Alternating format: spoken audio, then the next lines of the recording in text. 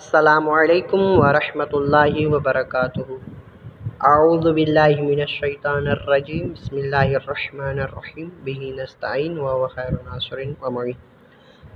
Note: 7 جگہ پر قاعدہ جاری نہیں ہوتا: صنوان، قنوان، بنیان، دنیا، یاسین والقرآن، نون والقلم، من راک، من راکن۔ ہوم ورک: ادغام کی مشق کریں اور پڑھتے ہوئے انڈر لائن کریں۔ اقلاب: نون ساکن یا تنوین کے بعد آ جائے نون ساکن یا تنوین کے بعد با آ جائے تو نون ساکن اور تنوین کو میم سے بدل کر غنہ کے ساتھ پڑھتے ہیں۔ مثلاً علامت کے طور پر وہاں چھوٹی سی میم بھی لکھ دی جاتی ہے، مثلاً من بعد۔ اقلاب کی مثال: نون ساکن کے بعد تنوین کے بعد با، من بعد من بخل، کرام بررہ، سمیع بصیر۔ انبئونی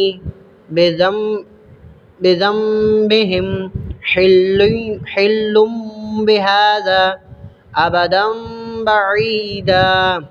اخفاء: نون ساکن یا تنوین کے بعد ان 15 حروف میں سے کوئی حرف آ جائے تو نرم غنہ کے ساتھ پڑھیں گے۔ اس اخفاء کو اخفاء حقیقی کہتے ہیں۔ مثلاً من قبلک، 15 حروف یہ ہیں: تا، ثا، جیم، دال، ذا، ذال، ذا، سین، شین، صاد، ضاد، طا، ظا، فا، قاف، کاف۔ انزلنا کتب قیمہ،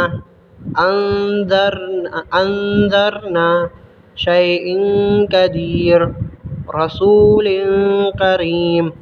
فانصب بدم کذب، عند تنسیٰ، انت، کنت، امۃ، قد، حبا جما۔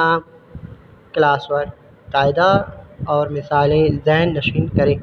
ہوم ورک: 15 حروف اخفاء کی مثالیں تلاش کر کے ترتیب وار لکھیں۔ حروف اظہار: حروف ہلکی 6، حروف ادغام حروف یرملون 6، حروف اقلاب 1 با 1، حروف اخفاء 15 28 حروف۔ نوٹ: الف حرف ساکن کے بعد نہیں آتا۔ اگر اس کے متعلق کوئی سوال وغیرہ ہو تو آپ رجوع کر سکتے ہیں۔ والسلام علیکم ورحمۃ اللہ وبرکاتہ۔